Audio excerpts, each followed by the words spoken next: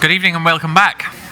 It's great that there's still a vibrant conversation in the room. It's fantastic to hear. So welcome to this evening session, the first evening session in Creative Brain Week on the day of conflict, and when we start to move really between conflict and the bridge towards imagination. For this session, at the end of the day, I want to bring you the energy that is Enda McNulty, performance optimum leader. I can think of no one else better to do this session. Over to you. Thank you so much. Good evening, ladies and gentlemen. How is everybody doing this evening? We're going to make this especially engaging, especially energizing, and especially inspiring. If you're on for that, please can you scream yes in any language other than English? Please go. Excellent. Can you give the person on your left or your right a big, warm round of applause, please, for coming to this session this evening? I see that Nisha and Niels are giving each other a lovely warm round of applause. I'm going to ask you to make sure you shake hands with the person on your left or your right hand side or in front of you or behind you. Please shake hands with them.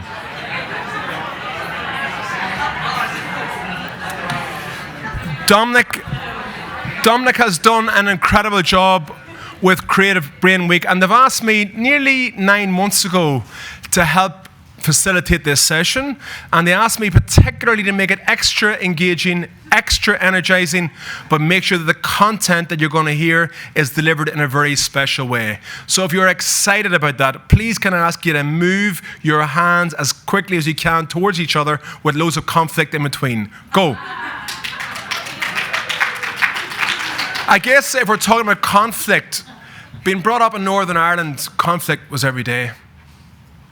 I remember vividly as a little boy brushing my teeth at the bathroom window, and I was brushing my teeth and suddenly the window smashed into smithereens, and I remember that I could feel blood in my mouth and I couldn't figure out what was going on. Of course, the IRA had planted a bomb 250 metres away from our home. The bomb had smashed the window into smithereens. There was glass in my mouth. I could feel blood and glass in my mouth. I spat the glass out into the sink, and I remember glass and blood all over the sink.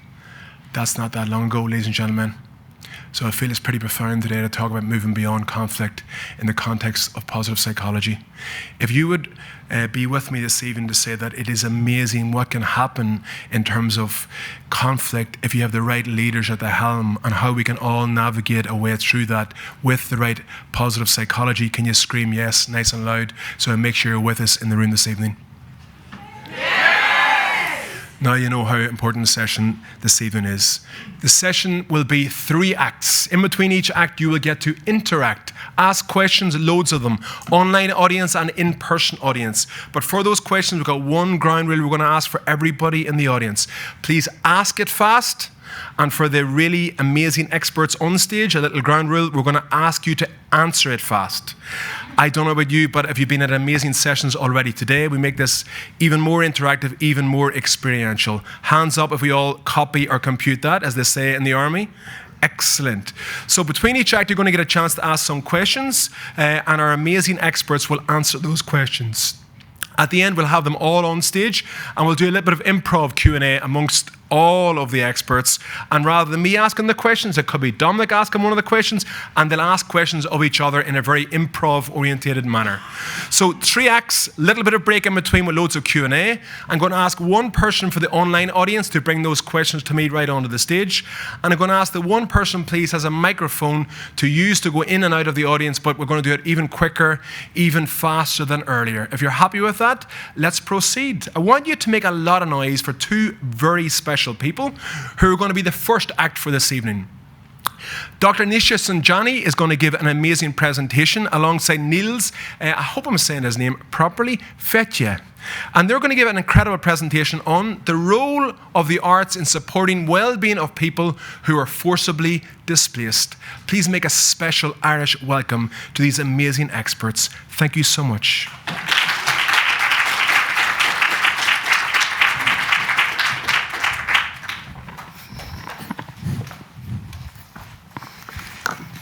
Thank you so much for that incredibly energizing welcome. That's beautiful. All right, it's a pleasure to be here with all of you today. our names. There we go.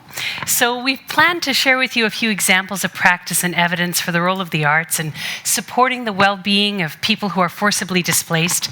And I'd like to begin by saying that this is an area of deeply personal as well as professional interest for me as a daughter of refugees who survived the violent partition of India and Pakistan and who later resettled in Canada, where I was born. And you can see here in these photographs the evidence of a common desire amongst immigrants to belong, while preserving our own culture through the aesthetics of food and fashion and language, for example. I feel very fortunate to have been raised in a very creative home where placemaking, while not always peaceful, was understood as an active process of reconstruction and recreation, which inspired my own pursuit of theater and the same through visual arts. And over the course of my career as a drama therapist and educator, just checking to see if that's working, I found myself returning to themes of place and displacement in creative work with communities affected by war and genocide. This is an image from a series of playback theater performances which involve audience members sharing a moment from their own lives and watching as these moments are spontaneously transformed into movement, story, and song. This particular performance was one in a series with our Rwandan colleagues and communities who were commemorating the anniversary of the Rwandan genocide with a focus on what enables them to endure. And while not directly related to this performance in particular, but related to this conference, one of our colleagues, Ramiro Salas at Baylor College of Medicine in Texas, recently published a study on playback theater on anxiety, PTSD symptoms, depression, and state functional connectivity of the amygdala, and found a significant reduction in anxiety and PTSD symptoms after 4 playback theater performances, leading his team to conclude that playback theater may offer a form of intervention for anxiety caused by disasters. Of course, their study was in communities affected by natural disasters, and this genocide was not that, but it does give us an interesting lead with regard to brain science and this particular arts-based intervention. And just because we have her here in the room today, I'm going to point out Christine Backhouse. Where are you, Christine? Raise your hand. If anyone's interested in playback theater, she leads one in Cork called Speak Out, if I'm correct.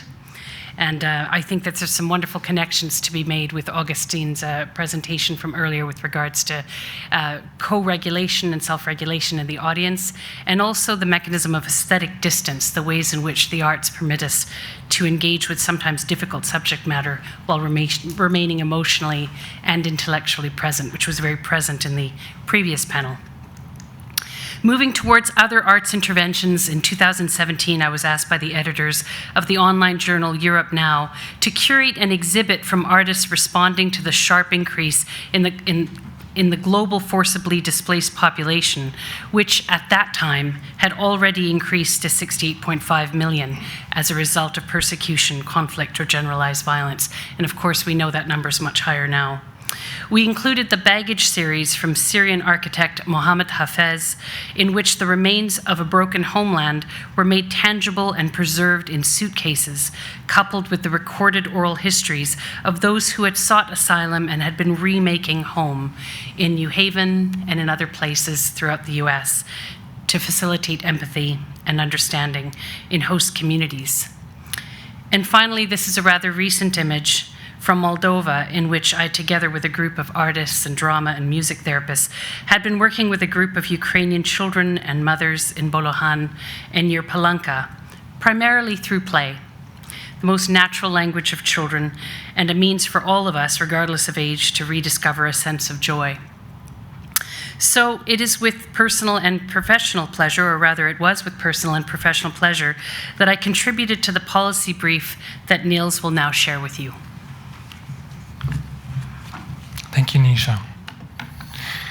And maybe because I'm not actually in the program, I'm kind of interloper, I'm going to just spend a couple of moments introducing myself so you know who I am. My name is Niels Fietje. I work at the WHO European Regional Office in Copenhagen. That's the kind of space where I was doing this work.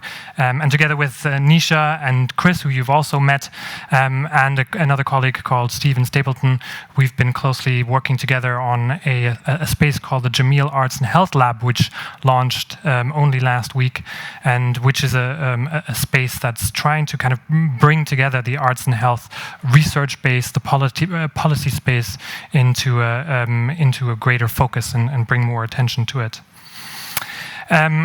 And I should also say, in spite of the wonderful introduction, I don't consider myself to be an expert, and I'm not even sure I'm that amazing, but I appreciate the big up. So thanks for that.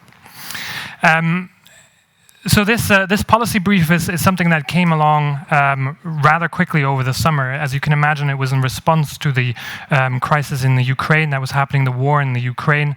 And it came together with a number of people who supported us in this work. So before I begin, I did want to call out those people and acknowledge their contribution. One of them is an organization, a fantastic organization called Culture Action Europe, who recently started a project on culture for health, which in turn was funded by the European Commission and which was instrumental in helping an organization like WHO, which is sometimes a little bit slow and bureaucratic. They were very instrumental in making us or enabling us to work quickly and be fast. So many thanks go to them. Before I go into the policy brief itself, I wanted to say a few things about a publication that preceded it, and which is kind of the origin for a lot of the work that I at least have done in the space of arts and health. And it basically came around in 2018 through a connection, a collaboration that we had with University College London, a academic there called Daisy Fancourt, who made us aware of the increasing evidence base surrounding the arts and health, and who made a case for reasons why WHO should begin to engage with that.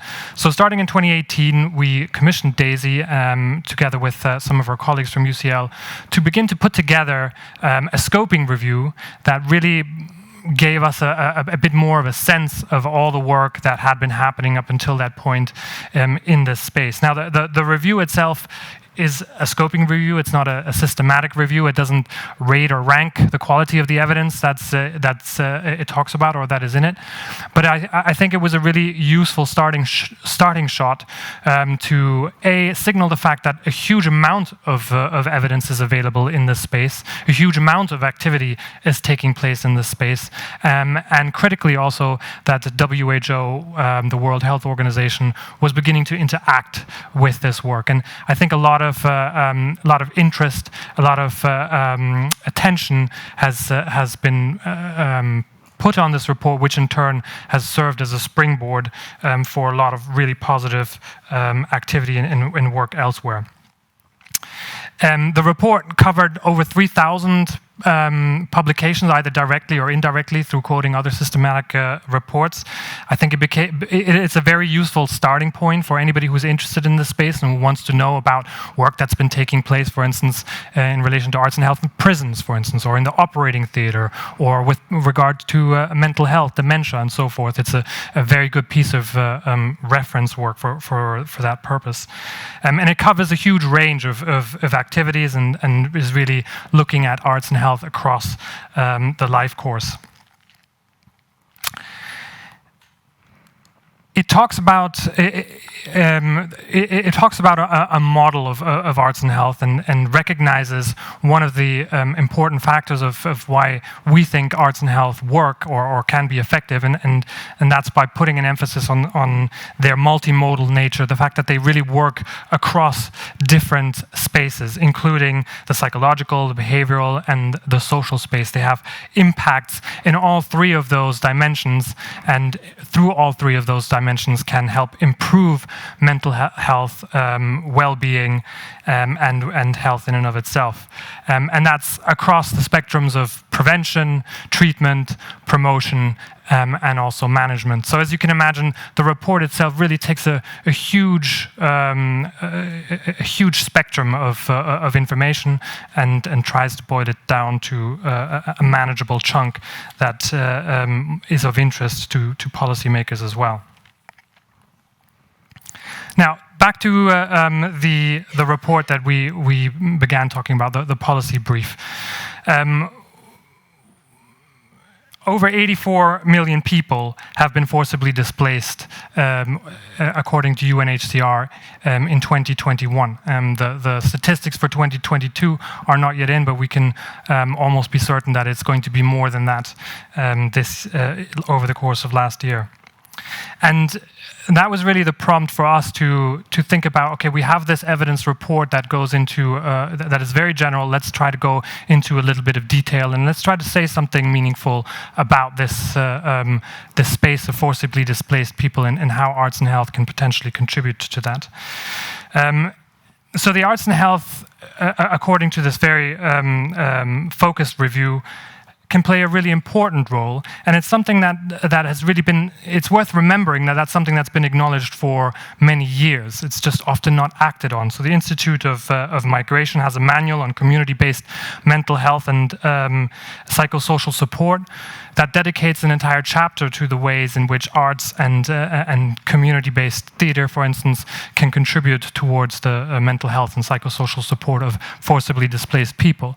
This isn't anything new per se, but it's something that is frequently forgotten. And I think that's been a bit of a theme, at least today, listening to some of the presentations, that there's perhaps an intuitive understanding, even a historical understanding of how the arts can importantly impact on the health and well-being, I guess, of people in general, but particularly in conflict situations and for forcibly displaced people.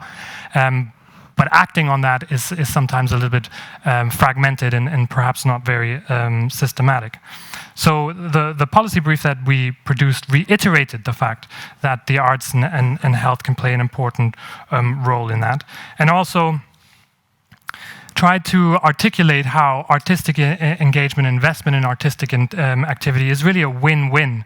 A win for the forcibly displaced communities, but if done well, it's also a win for the communities, the local communities in which this activity is taking place. And finally, I think one of the key points that it makes is that artistic expression in and of itself is an indicator of and a contributor to vibrant, resilient, and healthy societies. So the policy brief kind of briefly summarizes different spaces in which arts and health activities could be categorized. It talks about music, literature, writing, theater and dance, and also visual and participatory arts.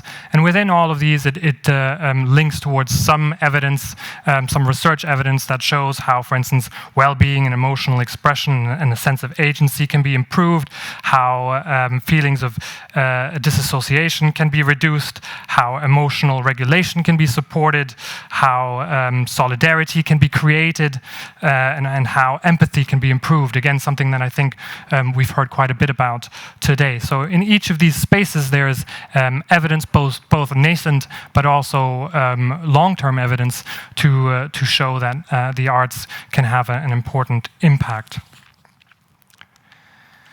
So I wanted to conclude my section with a couple. Well, maybe I'll just focus on one actually, because our time is beginning to run out. But within the policy brief, there are a couple of short case studies which illustrate work that's being taken place in this space. And one of those is from Red Noses International.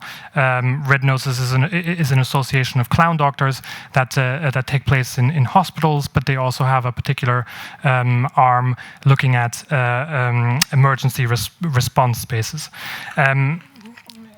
And they highlight, it's highlighted in our policy brief how the positive shift, how a positive shift can occur in these spaces, and how feelings of playfulness can be expressed in settings that where you would not normally expect to find it. And I'm going to leave you with a quote from one of the coordinators in one of in a camp for forcibly displaced people. Her name is Sylvia. She works for an NGO there. So she doesn't work for Red Noses, but she's one of the coordinators in the camps. And she talks about how, I've never seen the kids laughing so much or being that happy or engaged. It is easy to forget that all this is as important as providing for mental health needs, and sometimes even more important. So I think, Nisha, you're going to speak about a couple more examples, and I'll leave it to you. Thank you. Just one more case example that we thought to share with you, because it's one that you're actually, for those of you in the room with us, would be able to see just outside these doors, and those of you who are online will be able to see it online. And I'll let you know where in just a moment. So another case example that we've been involved with comes from a digital archive project conducted in collaboration with Yazda, which is a community-led organization that protects and champions Yazidis and other religious and ethnic minority communities, who designed art and photography workshops for 16 Yazidi women who had survived the genocide in northern Iraq perpetrated by Daesh in 2014. An evaluation of the workshops affirmed the benefits of group support, cultural validation, and creative expression, and the final archive was published by the United Nations on the Google Arts and Culture platform. And we launched the archive actually in October in Doha, Iraq, and at the Institut du Monde Arabe in Paris, where one of the contributors, Malayin Lukman, was able to join us. And I'll share with you a little bit of what she shared with us in a moment. But for now, I'm just going to play you a 1-minute trailer from one of the excerpts from the archive.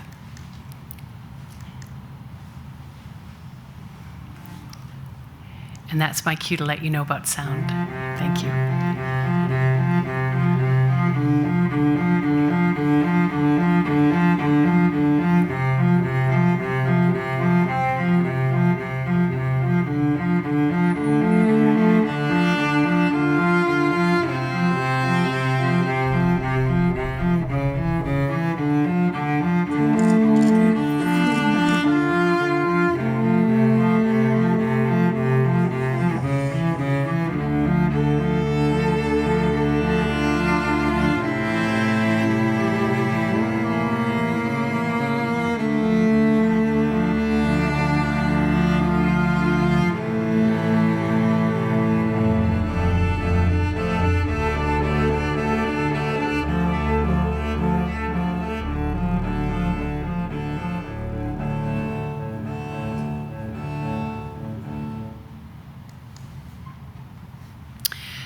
This is Malayin, and when she joined us in Paris for the launch, she repeated the sentence, "We will not be forgotten," at least 4 times in what she had to share with us. And she spoke about the role of the archive in preserving the intangibles, things you cannot quite capture, but that are so useful to pass on to future generations, thereby creating a sense of hope and futurity, continuity. So, of course, there are many more ways in which the arts may enable communities to illuminate concerns and influence collective action, like little Amal here in this image has done through her travels throughout Europe and the Americas. And we look forward to discovering more examples with you. And for now, we'll just share another very wordy image, but they're just snapshots from the policy document, which ends with a call to action. I'm just going to call out two points, which Niels has touched on already. One, that an investment in the arts is an investment in the health of our communities. And 2, that the benefits of arts interventions are not limited to displaced persons alone, but to host communities and humanitarian care workers. Thank you.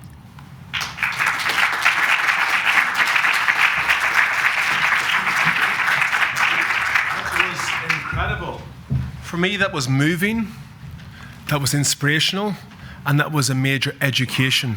They're my words. Can you share your words, please, for Nisha and Niels? Everybody at the same time. Go.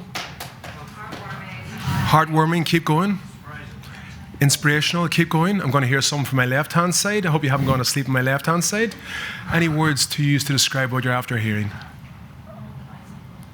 Mobilizing, moving, thought-provoking, encouraging, amazing. I'm loving it. Thank you so much. And I know we'll get some of the words coming from the online audience as well. You're going to ask some questions fast, and Niels and Nisha have told me they're going to answer fast. But I hope it's okay. I'm going to ask you to stand up on the edge of the stage. On the edge. We'll do a bit of improv. So they're going to answer your questions really fast, and I know you're going to ask them incredibly fast. Faster than that train's going past me outside Trinity today. Ready? I got somebody right at the back of the audience. Say your name, please, and ask the question really quick. Hello there, my name's Alan. The question is the policy brief. Whose policy was it? Where is it being enacted? And why is it brief? It's brief because policymakers like to read short pieces. It's written by WHO Europe, so it's a kind of European policy brief, and it's nobody's policy yet, really. I think we're hoping that more and more countries within the European context, but globally as well, will take it on.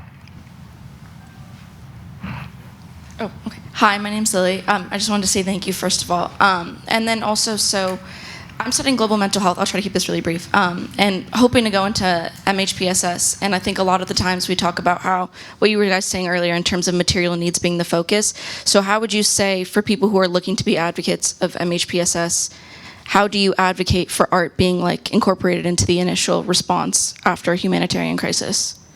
I'll just respond by saying, you spoke about the IOM document and this document. So there's some evidence to draw on, first of all. But I would say rather than start there, start by being present. Notice the needs that are arising and the concerns of those who you're working with, as well as the staff, as well as the agency. And you'll probably naturally find a place where this conversation can take place. And when you do, you'll have some of these resources to draw on. Yeah, and I would say find that IOM manual on community-based MHPSS and bring it with you. Brandish it. Hi, my name is Lizzie, and I was just going to make an observation about one of your slides makes reference to hypothetical use of arts, where anyone who heard Graham knows that it works. So it'd be nice to just we know it works, so get rid of the hypothetical. Oh. Right, yes, good point. That'll be an edit for the next time. Hi, thanks very much indeed to the panel. To a great discussion. We think we're bad here with the troubles in Northern Ireland. I know that the population exchanges and the death toll was savage during the Indian partition. They started to celebrate Indian Republic Day, Independence Day, Diwali, and Gandhi's birthday over here too. During those festivals, what do you think can be done to raise the plight of those who suffered during the violence that followed independence and partition, and to help those who suffered, as I said, from both the India-Pakistani side cope with and deal with the trauma they suffered as well too? And we have Holi coming up, the celebration of spring coming up in a couple of days on March 8th, International Women's Day as well, falls on the same day. But I think you've already stumbled upon some of the answer there, which is the cultural validation and affirmation that's provided by saying, we see you, you're a community here, you're part of the fabric of this place, and we recognize and acknowledge the holidays and what's precious to you and what you treasure, is a way of saying, yes, we belong together. In terms of dialogue, I think there are many other practices we could call on, but maybe that'll come up as we continue the conversation. My name is Christopher Bailey. I'm also from WHO. I'm a colleague of Niels and Nisha's. I'm making a quick comment. It's not a question. I just wanted to underline explicitly what was implicit about the Yazidi project, that we've seen as an example with David Cotterill's wonderful work, what a professional photographer can do in a situation like this. What made this project different is that rather than bringing in a photographer to archive the cultural artifacts, we gave the cameras to the women, and they chose. Thank you for highlighting that, Chris. And in fact, there is a literature on what goes into creating an archive, and a little bit of literature on participatory archives, but very little on the impact of archives like this. And that's where we're turning our attention next. Hi. I'm just wondering if you can say more about the project you did in Moldova. It sounded really interesting and it went quick. Yes. That was with the Campfire Project, and actually Chris and I happened to be there at the same time. He was with Red Noses, Emergency Smile, and we were with the Campfire Project, which is a group of artists and arts therapists who respond in humanitarian contexts over time, returning to the same place. So I began with them several years ago, actually in Greece, in a refugee camp outside of Halkida, and then that camp, unfortunately, because of the changeover in government in Greece, was closed down, and people were further dispersed, and we had an opportunity to begin a relationship with a few different centers throughout Moldova. And we chose Moldova because of the relatively fewer resources that were being allocated to that country. So it involved, as you can see a little bit from the photos, play, but it also involved music therapy for the mothers who used the space to have direct conversations, but also to experience a feeling of connection and relief through music. And there are many other activities that we engaged in, usually just taking our lead from whoever we were met with. So what we're going to do is we're going to hold it there, hold all the rest of those questions until the end. Give a big round of applause, please, for Nisha and for Nisha.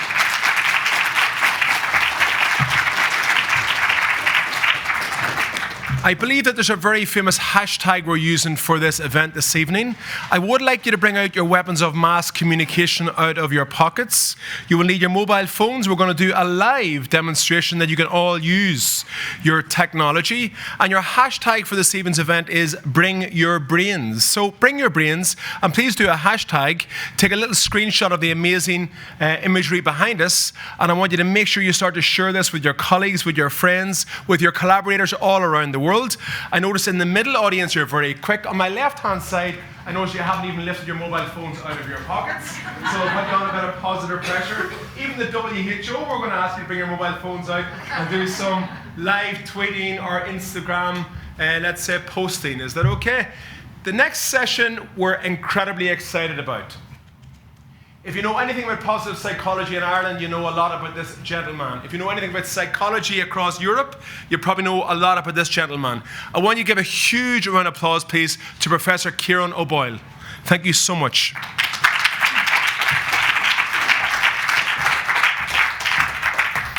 Thanks very much, Shane, and good afternoon, everybody.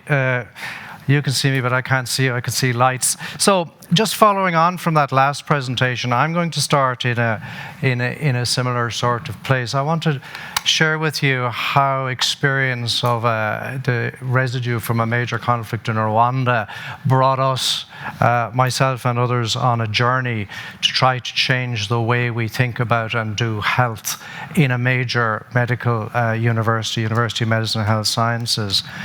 So this is 2007. At the time I was running our Institute of Leadership here in Dublin, and we put about 4,000 or 5,000 health professionals through leadership and management development.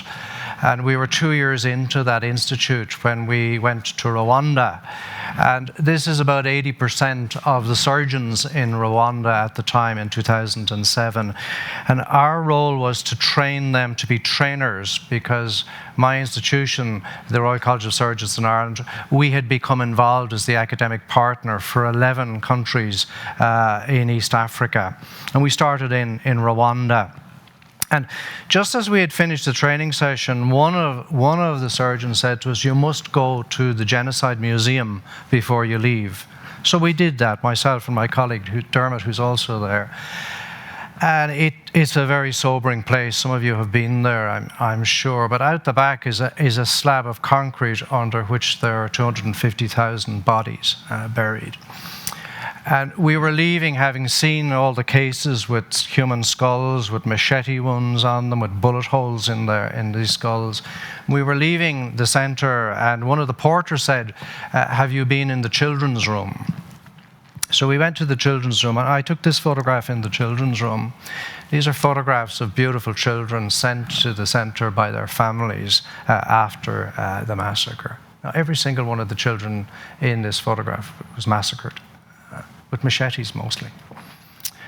And, you know, being from a medical institution, this caught my eye, this little boy, David Murazengwa, 10 years of age, favorite sport, football. His hobby was making people laugh. His dream was to become a doctor. That really caught my attention. And he says his last words were "Mama, the UN will save us," tortured to death. So that got me thinking about the people who had carried out that massacre, the Interhamwe, the youth militias. These guys were selected. They were trained for about 2 years. They were told to pick out the families in their villages that they would massacre when the word was given to start the killings. And nearly a million people died. There are different estimates. 1 million Tutsis killed by Hutus. And it got me thinking about that kind of leadership. The leadership of the Interhamwe was incredibly effective, incredibly efficient, and morally, utterly bankrupt. So when I came back, we started changing the way we taught leadership to our health professionals. And we introduced transformational leadership, a different style of leadership.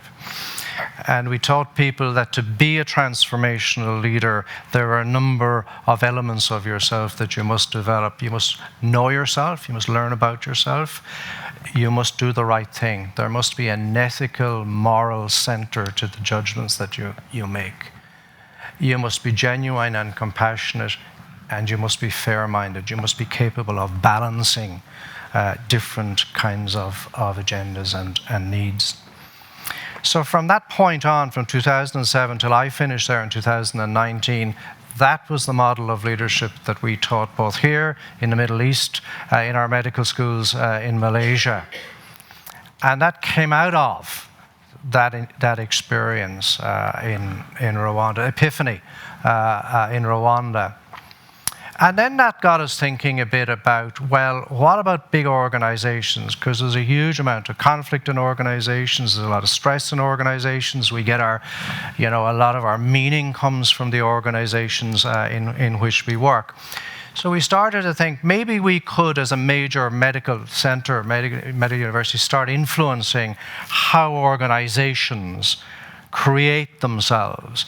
And that led us to turn then to a whole new area emerging in positive psychology called positive organizational scholarship. And at that time I came across a wonderful Bob Quinn from the University of Michigan. And Bob tells this great story about a young doctor in a mission hospital in the United States. It's one evening, it's late, he's closing up, there's nobody else around, and this old man walks in. And he says to him, "Can I help you?" And the old man says, "Nothing." And he says to him, "Well, if you don't tell me what's wrong, I can't help you." And the old man says to him, he says, "Tell me, doctor, can you dance? Do you know how to dance?"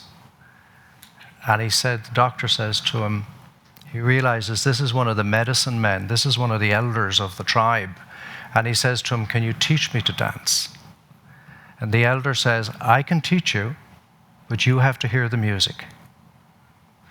And Bob says that very often in our organizations, what we do is we try to change the dance. How do we do that? We do business process re-engineering. We bring in external consultants in to tell us what's wrong and how to fix it and so on. The quickest way to change the dance in our organizations is to change the music. What's the music? The music is the culture, and the music is the climate. And where is that set? That's set by the leadership of the organization. So this is a completely different way of thinking about how we create organizations in which conflict is reduced, in which stress is reduced, and in which people flourish. It would be interesting to take a show of hands to see how many people work in organizations. I'm not going to do it, it's just rhetorical. How many people work in organizations where you actually flourish, where you really, really flourish? And what Bob says, and I'm with him on this, he says there's a couple of issues here. One is that we have to create in our organizations a sense of purpose, meaningful occupation. We must nurture authentic conversations. We must see possibilities, not just problems.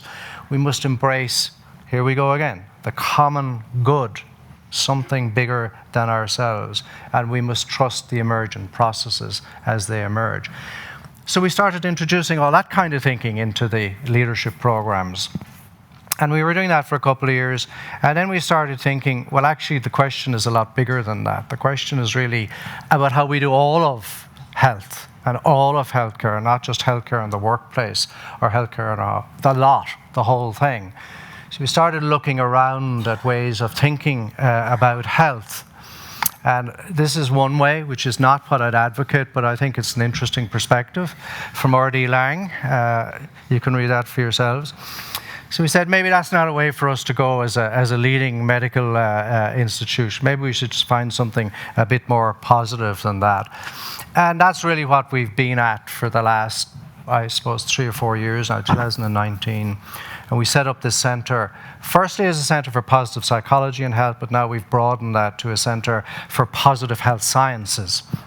And I'll explain a little bit more about what that means, and then I'll come back to say what it might mean for dealing with trauma and conflict. And this is not an easy thing to do in an organisation like mine. We were set up in 1784. To train surgeons. We've expanded since that, but we're in the world's top 200 universities, even though we're solely a centre for education in the health sciences, medicine, nursing, surgery, and so on. So to take an institution like that with those kinds of traditions and background and science base into wellness, the wellness kind of space, is really, really difficult. And the only way to do it is to rely on the evidence, to rely on the research, to rely on the science. That's the only way to do it. And that's what we try to do. Where is the evidence? Show me the evidence. Show me where this is demonstrated as a way of making people's lives better. So our foundational principles, I think positive psychology is in the title of this session, or Aidan referred to it. And you will know that this is a new emergent way of thinking. We know a great deal, Marty Seligman says, we know practically everything about human misery. We know practically nothing from a scientific basis about the upside of the human condition. And out of that has emerged positive psychology as one way of thinking. We're also very careful here that we go with the science. So we've just published this where we've taken positive psychology and lifestyle medicine, and we've tried to pull from that a whole series of interventions. We say 100 plus research-based interventions, about 160 in there, that have a research base that allow people to actually engage with clients, with patients, or to work on themselves in terms of improving their well-being. Lifestyle medicine, massive new area, specialty emerging like a train, driven by the fact that if we keep our healthcare systems the way they are now, they're simply going to be unable to cope. Because as we see an aging population, increase in non-communicable diseases, the burden is going to just become intolerable. The Israeli medical anthropologist Ciaran Antonovsky describes our current health systems that we're a bit like people at the end of a fast-flowing river, pulling people out of the river and trying to dry them off. But nobody goes up the bank to see what's pushing them in the first place. He later said, if you do go up the bank, you find there's nobody there. Everybody's in the river at some point, because we're all on our journey. So basically, here's where we've got to, and this is what I really want to share with you. We're trying to generate our thinking about what we call, or what we define as positive health. And I'll just give you a flavor of this. If we look at on the right-hand side, the left-hand side of this, that's pretty much the traditional focus in all of healthcare. If you ask people, are you healthy? They'll say, yeah, I'm healthy, I'm not sick. That's the middle ellipse there that shows that. So healthcare is really mostly geared towards the left-hand side of that. That's where we do treatment, that's where we intervene, that's where we provide rehabilitation for people. But well-being is broader than that. Well-being is not just for people who are unwell. Well-being is for everybody. So if we look at a scale on the top there, 0 to -10, that's the space in which we currently operate in most Western healthcare. But what do we know about the 0 to +10? What do we know about the science, the biological processes, the neuropsychological processes that underpin the 0 to +10? And it's pretty clear, it's increasingly clear, they're not just the obverse of the processes that drive things on the left. So we're trying to develop this new construct that we call positive health. WHO did a fantastic job in defining health in 46 as the complete physical, mental and social well-being, and not merely the absence of disease or infirmity. But that definition now needs to be upgraded, because there are questions about the term complete, and there are also questions about the over-medicalization of that 0 to +10 side of the scale.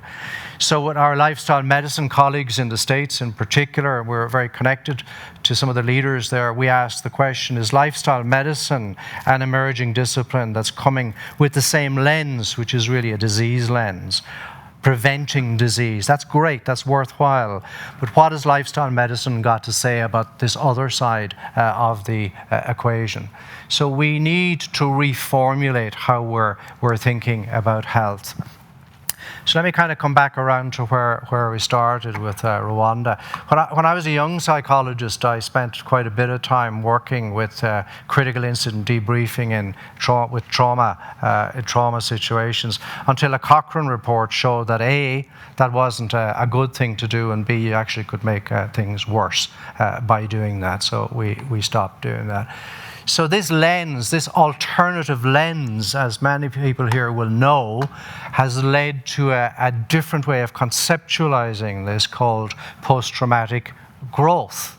Because for many people, trauma, or the experience either personally or vicariously of trauma, can be life-changing in ways that subsequently can turn out to have been positive.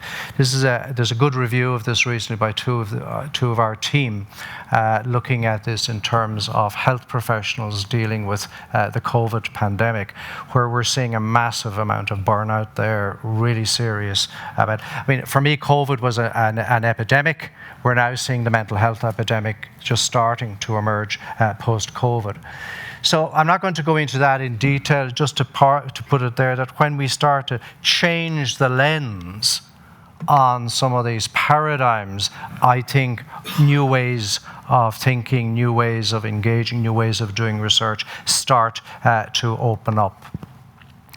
So for me, finally, I was always fascinated by Hans Kuhn's idea of paradigms. And again, this audience, I'm sure, knows what a paradigm is, but I think it's just worth saying once again what Kuhn defined a paradigm to be. He said that scientists, just like the rest of humanity, carry out the day-to-day affairs within a framework of presuppositions called a paradigm about what constitutes a problem, a solution, and a method. At any given time, a particular scientific community will have a prevailing paradigm that shapes and directs work in the field. People become very attached to their paradigms, and scientific revolutions always involve intellectual bloodshed. So what I'm advocating, and what Trudy, my colleague here, and our team's advocating, we need to start thinking about changing the paradigms. We need the paradigms, but we need to hold them maybe a little bit more lightly than we have done.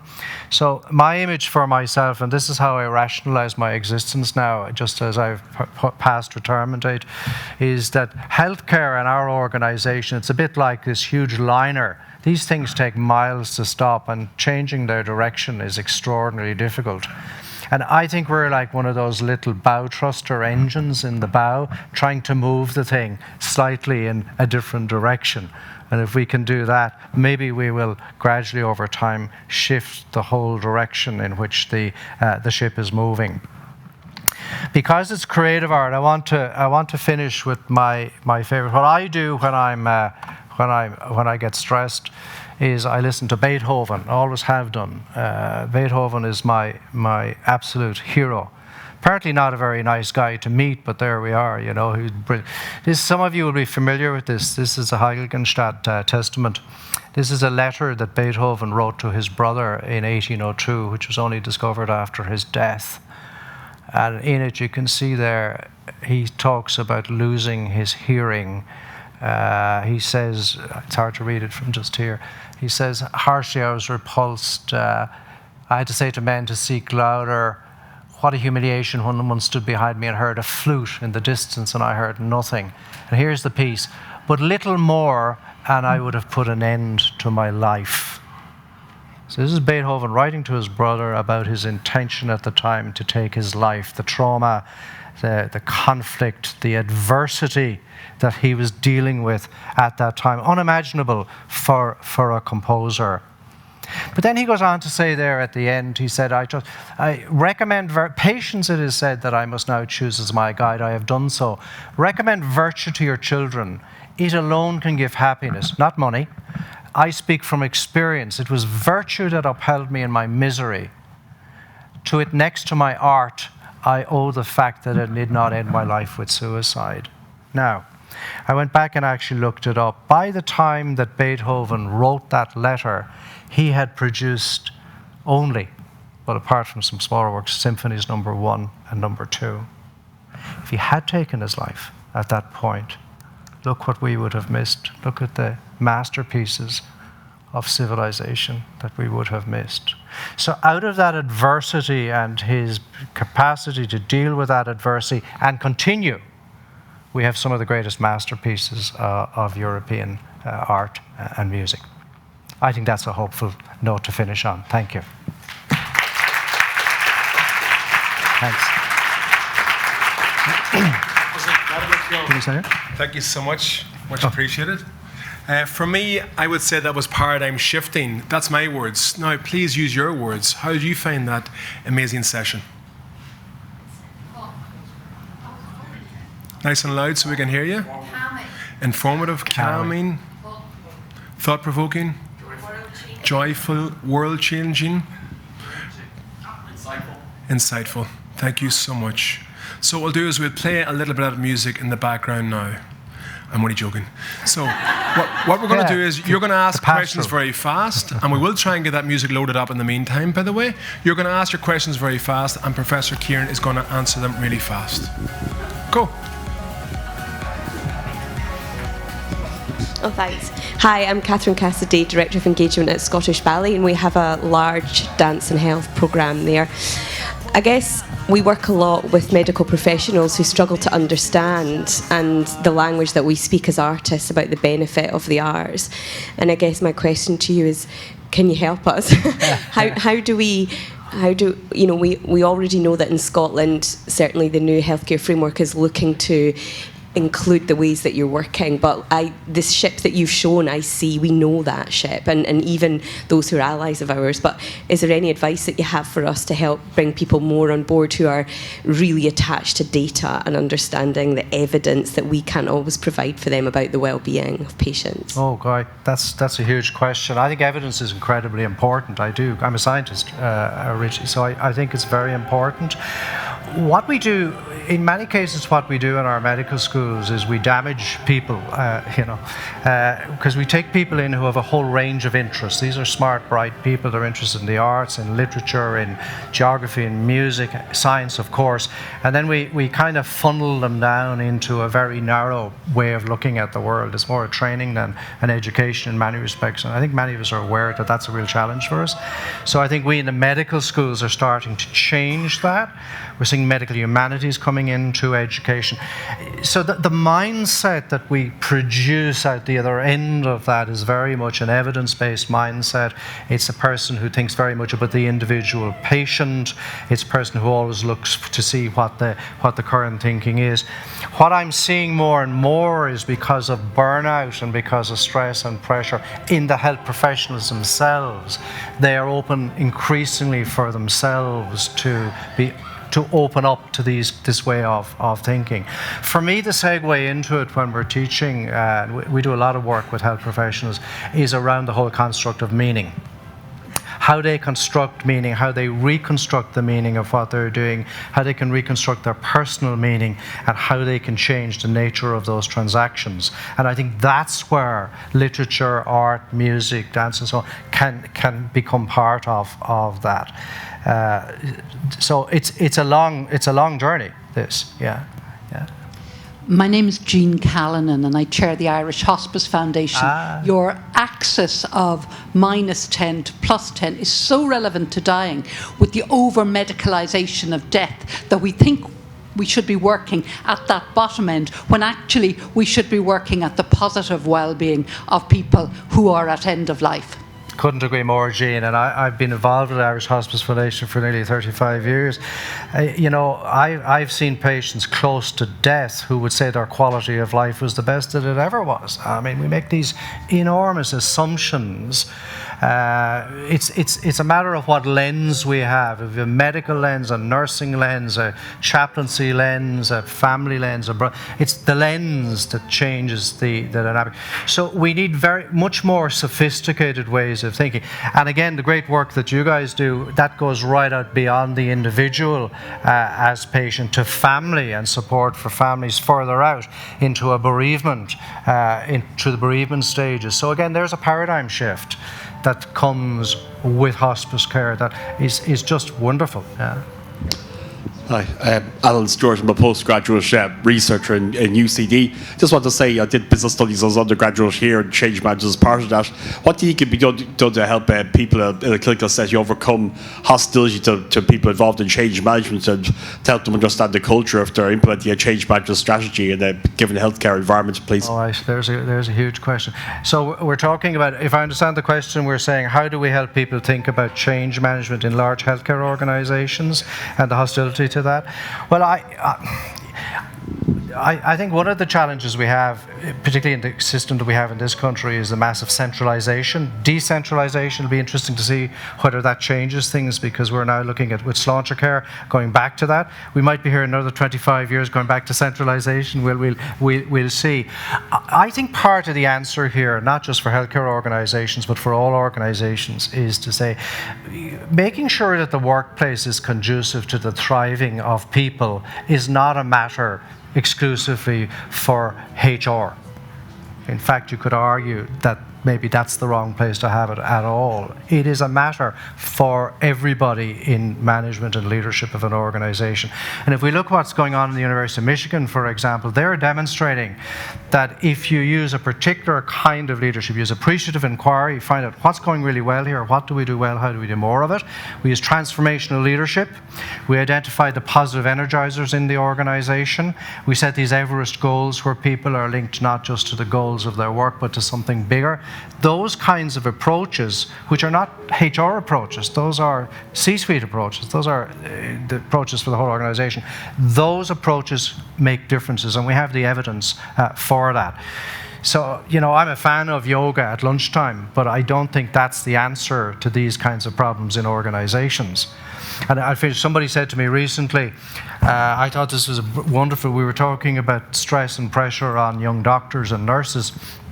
And we're talking about this, and he said to me, it's a bit like you've got a canary in a mine and the canary is dying because the mine is toxic, right? He said, the answer to that problem is not to create more resilient canaries.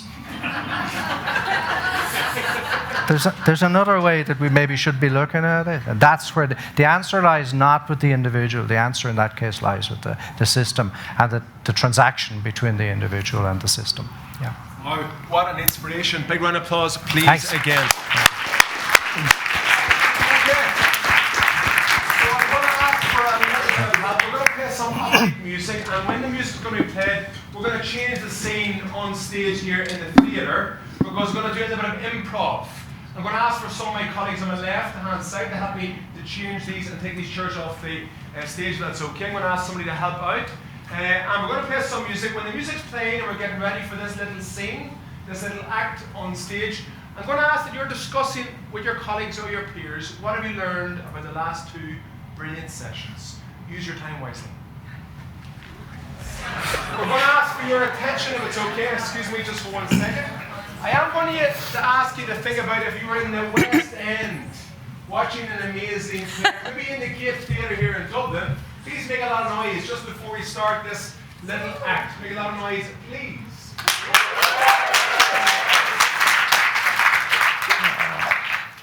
I would also say, do feel free to come down. There's lots of empty seats in the front of the auditorium. Maybe I'll get you to come down later. Okay, can we have the slides, please? Or do I? All right, thank you. Is this working okay? Yeah. Great. So it's my huge pleasure to have an opportunity to take part in this event. I was beginning to feel like a bit of an interloper as, I've been listening, being so impressed and moved by the earlier talks. And I have to say, I have not done any work on conflict. Though actually my career in psychology, my PhD, began by me listening to my advisor, Professor William Ewell at the Institute of Psychiatry in London, talking about his work in conflict zones with children who had PTSD. And I went up to him afterwards and said I wanted to do a PhD with him. And he said, yes, but you're going to stay here in London and do the empirical-based experimental work we need to back this up. You're not going out there. So that was about as far as I actually got close to anything in person. However, that said, so I've joined Trinity in August as a professor in the psychology department, and I'm also working at the Trinity College Institute of Neuroscience. My research area is looking at the brain mechanisms involved in anxiety and depression and understanding how decision-making goes wrong in those areas. But I have two main passions, one of which is my research in psychology, and the other of which is improv comedy and drama. And someone was talking earlier about when do we find the need for arts in our lives. And I was actually trying to hold back a tear at that point because for me it actually was one of her examples. It was after the death of my father when I was also on tenure track in Berkeley, which was quite a pressurized time, and I just suddenly felt I needed something that wasn't just pushing in my career. And I found the improv community in the Bay Area, and I've been engaging with those communities ever since. And in fact, with one of my colleagues, one of my co-performers over there who's in my improv troupe, his mother was a psychotherapist, and it came from our conversations after our rehearsals that we began talking about all the psychology themes in improv comedy and in the exercises, the games, the rehearsals we were doing. And this led me to propose a freshman seminar at Berkeley, which we co-taught and which looked at exploring psychology through improv. And actually, this picture here is of 4 of the students in this class. And I'll be trying to give you a mini sense of some of the things we would cover. And so I would argue that improv can be used to illustrate many of the constructs from psychology, so as an academic teaching tool. But beyond that, as in line with the positive psychology theme of today, improv also has an impact on us as individuals. It makes you feel good, it helps with anxiety, and it builds emotional intelligence. And if you talk to many of the improvisers in Dublin, of which there's an amazing community, you will immediately get many of them telling you that they themselves are anxious people and found that improv was something that really helped them with it. And you can ask any of us about that afterwards. But I'm going to start off talking about it as an academic teaching tool, giving some examples, but then I hope to weave in those other parts as I go. So one area that we would talk about in an introductory psychology class is basic emotions. And so both Charles Darwin and later Paul Ekman argued that there's a number of basic emotions, or 6 in particular, where each emotion has a unique adaptive significance and expression. And that we see these consistently expressed across cultures. And they're not only expressed through our faces, but through our voices, our gesture, and our pose. But then more recently, researchers have argued that it's not only for 6 basic emotions, interestingly, only one of which is positive, which I think comes back to our scale of negative to positive, but others which we can reliably recognize. So here, for example, can people tell me what is the one we're seeing in the top row? I didn't quite hear that, but it's confidence or pride. And how about in the bottom row? Shame, yeah. And so get ready. I'm going to be asking you to do more, so that was great. So indeed, it turns out that work by Dacher, Keltner and Berkeley has shown that there is a huge number of emotions that we can reliably recognize, and we can recognize these from face, voice, touch, music, and dance. And so in improv, we use emotion a lot, and all drama, all theatre uses emotion. And we use it because that's what people care about. They care about relationships, they care about emotion. And so there's a lot of exercises in theatre or improv using emotion. And it also actually serves to have a very cathartic role when you go to an improv workshop. I remember one of my very first ones going after a stressful day at work, and in the exercise we were only allowed to say two things. One person said, "I want it," and the other person, which I got the role, had to say, "You can't have it." And I remember our instructor saying, "Sonia, you're being British, you're only hitting a 4. I want to hear you yelling at 10 that you can't have it." And I felt amazing after that workshop. But for now, we're going to illustrate this through my colleagues who are going to help with this.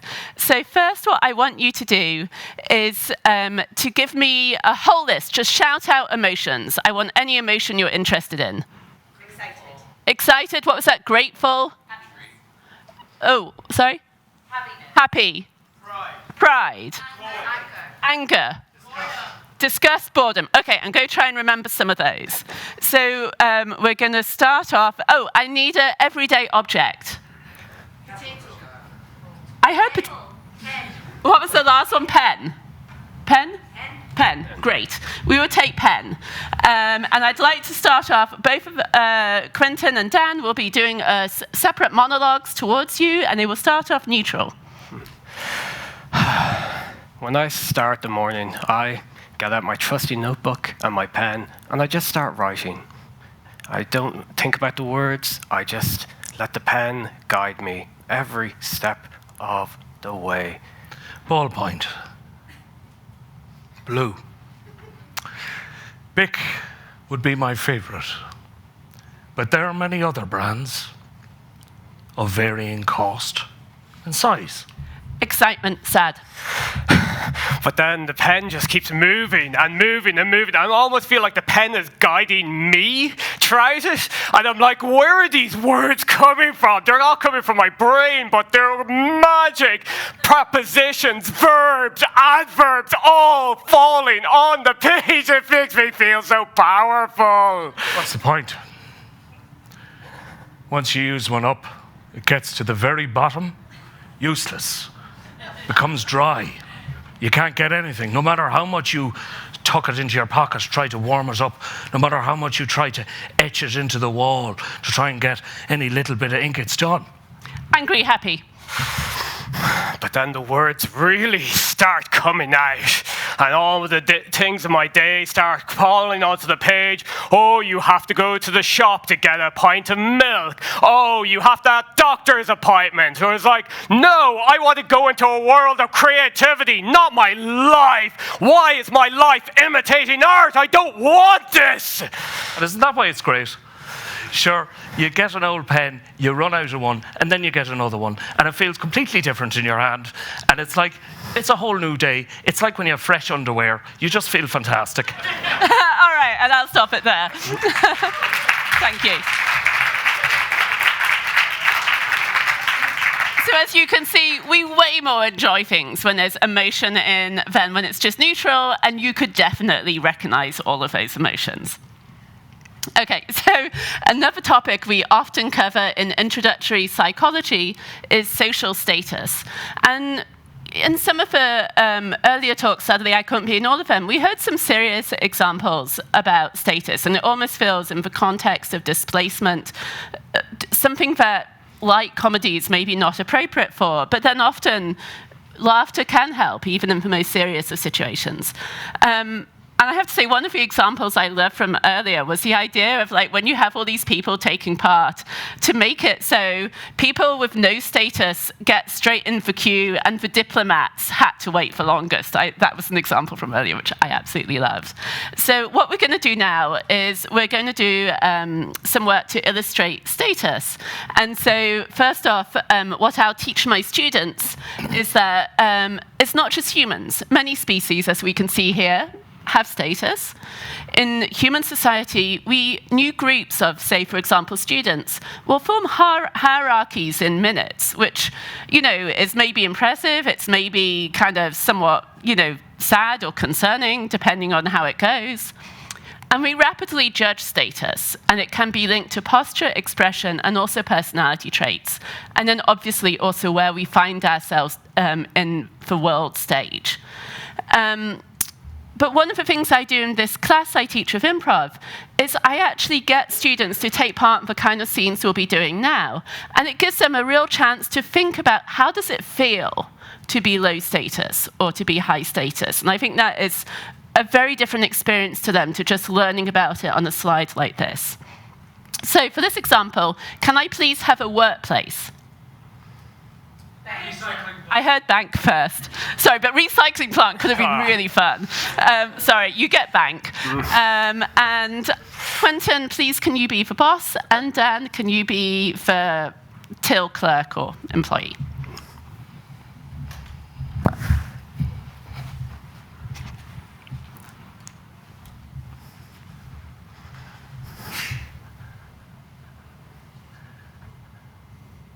Darren? It's now a good time. No, it's never a good time, but since you're here, come on in. No, come on in. You're hot. No, come in. Yeah. Now, what is it? No,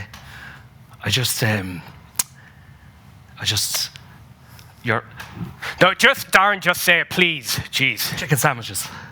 Chicken sandwiches. Do you want a chicken sandwich? There's a few of us going out and we thought maybe, I don't know, maybe you're a BLT man. I could go to McDonald's or... No, Darren, I have my own lunch. I'm perfectly fine. Thank you, but I don't need it. I don't need it. I've templed this body. I have protein. I have everything prepared, meal prep every single day. I don't like to deviate from it. Further down. Honestly, it feels like an absolute insult that you came in here asking me about BLTs and McDonald's. Do you kiss your mother with that mouth? I'm sorry, John. I know you haven't touched bacon since 1995. No, I haven't. I'm sorry, John. I'll just clear out my desk. And switch.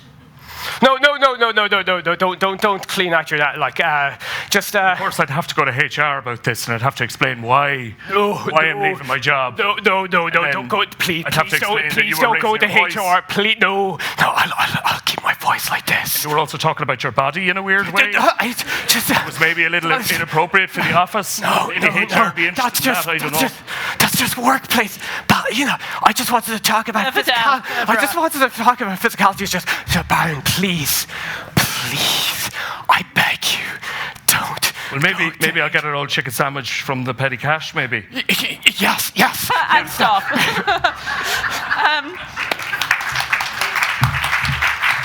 Thank you. So we find comedy in the things which in real life are, often, sadly, not so funny. But also, the reason you found that funny in part is because when we switch, and sometimes seeing someone whose role is high status be low status, we find very funny. But actually, it can be the case that people have internalized statuses which do not necessarily match the occupations they're put into. And that can be interesting for us to realize. But also, as I mentioned, when students play this, they're suddenly like, oh, wow, that felt horrible. And then, it makes them think twice about being in cliques and how they behave to others. And I think that can be really important. And a last thing to say is that the example we gave of being high status was kind of status through dominance, which is often what we think about. But there's been some very important work done by Cheng, who argues that you can have high social status either through kind of pushing down and fear, or you can have it through a prestige model, where the person in high status is respected, and they in turn try and help and support the people with lower status. And I think it can also be very valuable for us to think about that conceptualization as well. And then the last construct from psychology I want to touch on today is sustained attention. So this is from cognitive psychology, and this is the ability to maintain attention on a task during something which is easy and low demand activity. So for all of you being audience members, that's kind of fairly easy. Like, I don't know, you may be thinking about something completely else right now, and I had no way to tell. And that would be what we call mind wandering. And it turns out that people mind wander a lot when they're engaged in easy tasks. That's because they're thinking about their inner thoughts rather than paying attention to things on the outside. And when we teach people mindfulness, that tries to address this. And there's been important work done on the brain regions involved in this, both in sustained attention and also mind wandering. And actually, much of the initial work on this was done by Ian Robertson himself, who has been organizing this event. And to illustrate the task which he used, which was called the sustained attention to response task, I'm going to ask for some initial audience participation. So what I'm going to do is that I'm going to call out numbers. And any number I say, I want you to clap. So if I said 1, what are you going to do? Clap. Great. But if it's a number 3, no clap.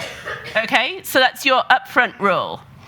So can we get going? So 1, 5, 4, 9, 2, 7, 3.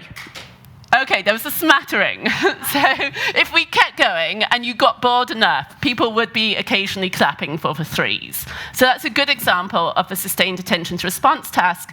And also, it's a good example of both proactive and reactive attention, where proactive is learning the rule up front that you shouldn't clap for a 3, and reactive is when it actually is a 3, and you're like, oh, I'm not clapping now. And there's been interesting work on how, this is actually by Nili Levy, that if you make a task more difficult, then actually there's less attention left over in order for your mind to wander or to engage in worry. And so if we go to these brain regions, it turns out that these frontal areas at the top are what we use to pay attention to the outside world or to complex tasks. And these regions at the bottom, particularly in the middle of the precuneus, is what kind of gives us our internal monologue. It's active when we're doing that or when we're worrying. And when that's active, it also co-opts the frontal regions, and they're basically cross-talking. And so it's taking the mechanisms you would use to pay attention outside, and it's turning it inside. But when we have very high demanding tasks, it stops us from doing that, particularly when they're tasks which need us to react a lot. And so where am I going with this? It turns out improv comedy is one such thing. Because each thing your partner says to you on stage is new, you have to immediately engage that reactive attentional control. And surprisingly enough, when you do that, there's no capacity left to worry. And so I'm going to illustrate this with one last example. And for this, I'm going to pull some people up on stage. And I'm not going to ask, because people always say no. So would you like to join us? Yeah. Would you like to join us? Let's see, who else am I spotting? Would you possibly? No. Would you join us? Okay. I feel like we have all men. I need at least a few to join us. Yeah. Thank you. Right. Great. Okay. And so for this last one, I will let Dan actually explain the game. This is a game we play in improv, kind of get-togethers a lot, or warm-ups. Okay, so this is called Zip, Zap, Boing. And zip is a piece of electricity that has to pass around the circle. So, sir, what's your name? Alan. Could you start us off by just going zip? Zip. Zip. Zip. Zip. Zip. Hard to make a circle on a small stage. Zip. Zip. Zip. Zip. Zip. Zip. Zip. Zip. Zip. Perfect. Okay, so we have zip down. Everybody saw zip is perfect, right? We all know that. Now, to change the direction, I want to go boing! So, hard when everybody does boing at once, but should we all try just to get that out of our system, right? Just one big boing. Boing! Okay, so that's going to change the direction of the zip, right? You cannot boing a boing. If you get stuck, come back to zip. Yeah. Zip is always your way out, right? Now, the other one is a cross, which is very hard with our tiny circle. But I don't really am worried about you falling off. Don't make any massive leaps. So we're going to zap across. So zap. So do we all want to just try zapping just to get it? Zap. Zap. Okay, so we can only zap across. And you cannot boing a zap. You can't zap a zap, you can't boing a boing, you can only zip a zip, and you can zip a boing, but you can't zip a bang. Right? We all got it? Perfect. Shall we demonstrate maybe a little bit? So, yeah, basically, if in doubt, you can zip, right? Oh, zip is your best friend. You can zip out of any situation. But you can boing to change the direction, or you can go across, which is a zap. But you cannot combine them. The only thing you can do after one of those is a zip. So, when we finish, we also go, yay, or... Yeah. Yeah. And if we screw up, you can just go, ma! Yeah. Okay. So, zip. Zip. Zip. Zip. Zip. Zip. Boing. Zip. Boing. Zip. Zip. Zap. Zip. Zip. Zap. Zip. Boing.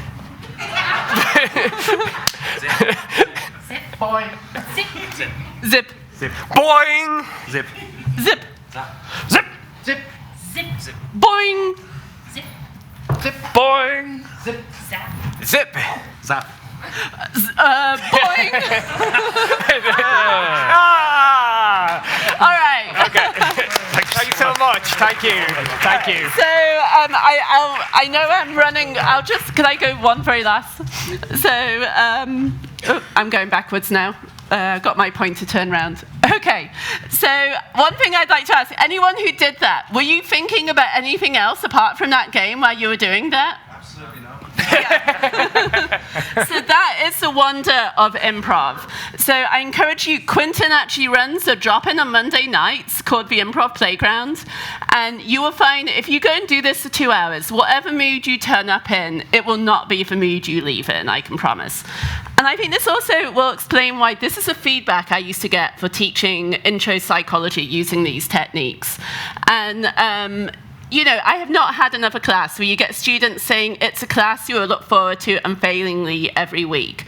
The first time I taught this, 4 students asked for the class to be made longer. I can tell you that is not a normal response to my teaching. They would say things like, it's definitely the most fun-filled yet knowledge-packed class I have taken at Berkeley. They said they remembered the concepts. And this one I love particularly. This class not only made us all participate equally and extensively, but also through the process of learning helped us foster some amazing relationships. It builds community. And so to wrap up, why does it make you feel good, help with anxiety, and build an emotional intelligence?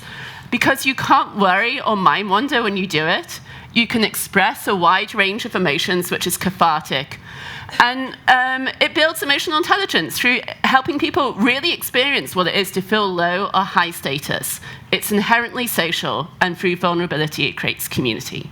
So, thank you very much.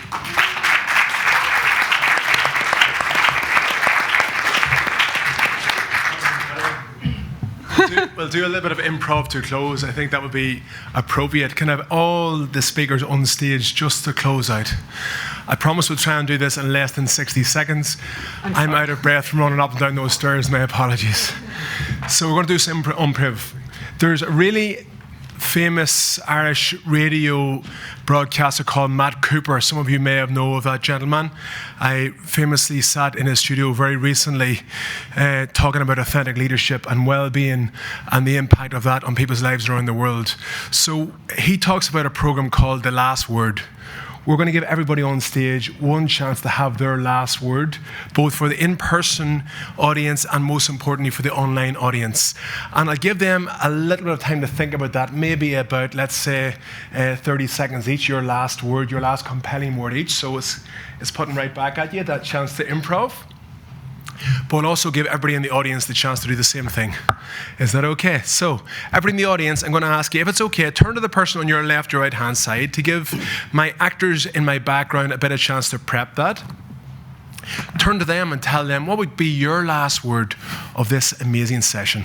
Take 30 seconds for that, and then we'll go to the audience. We'll start with Sonia, and we'll go right to Ciaran at the end.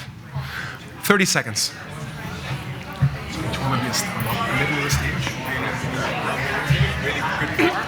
Is it okay? Because you're thinking about the audience as well. Do you want us as well, or like? Yes. Yeah. Okay. Sure. Yeah. Sure.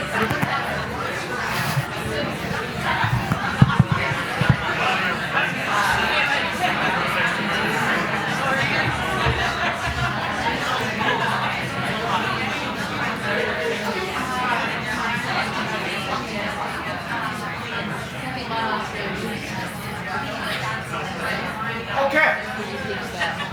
So please make a lot of noise. Clap your hands as loud as you possibly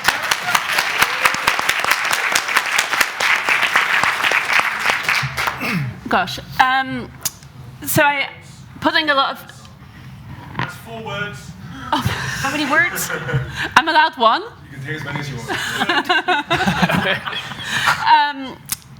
Paradigm change, basically. I think many of us have, worked in arguably is a capitalist but yet socialist way of thinking, career-based, academic, research-driven, at least here, and thinking about positive psychology, change of organization, and bringing in these approaches which build community, which, whether you're a displaced individual or child, or you're a CEO and struggling with stress at work, I think there's rooms for these changes which actually help people bond together as well, build relationship. I was going to say the exact same thing as Sonia, word for word, but I have to come up with something brand new. But I do think from all the talks that have happened today, just the sheer power of collaboration and creativity cannot be understated for anyone in their walks of life. And that kind of, as Sonia mentioned, community, the collaboration of building things together, and even those scenes that you saw, like those are myself and Dan working together to build something greater than the sum of its parts. So something can start off very, very simple, but can come on to bigger and better things and be something greater than the sum of its parts. So, yeah. I suppose the one thing that I would offer is a bit what Sonia was talking about. There's a lot of talk about mindfulness being popular, and we see it's hard to find a practical concept of that, a practical exercise of that. And what improv allows you to do is it allows you to just focus on the present. You can only listen to the person in front of you. And for Sonia hinted at us having anxiety. If you have anxiety, it's a wonderful break. So I highly recommend people using it for whatever reason, because you can't worry about the past or the future. You just have to think about what you're doing in that time. And as Sonia showed, it makes a world of a difference to how you feel after. So thank you very much. I'm going to take a note from what Ciaran had shared about what we know about human misery often surpasses what we know about what helps humans thrive. And I was thinking about the work that I've been doing on displacement and the knowledge we've gained about what contributes to loss and loss of place, loss of home, etc. And if we were to flip that to ask the question, what helps you make place? And is play a part of your placemaking? I hope so. So my word would be evidence, and my punctuation would be question mark. Evidence. I think we're at a really important juncture where we need to allow other forms of evidence to come into the equation if we want to start thinking about the kind of things that we're talking about today. And you mentioned the definition of health that the WHO came up with in the 1940s. That definition was plagiarized from a historian of medicine, Henry Sigerist. And if it hadn't been for this person from the humanities, we probably wouldn't have come up with a definition that still works for us today. So mine is, I heard a story about a guy learning to parachute jump, and he was in the aircraft with his instructor, and the instructor says, that's your ripcord. When you jump out, pull that. There's only one of them, so be really careful with it. And the guy says, well, what happens if I do and nothing happens? What am I going to do? How long will I have? And the guy said, well, you'll have the rest of your life. So my last word is really the idea that we must use the lives that we've been given and use them productively and use them positively. Yeah.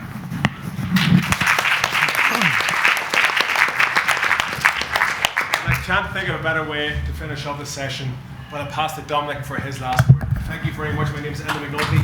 What a pleasure to be with you.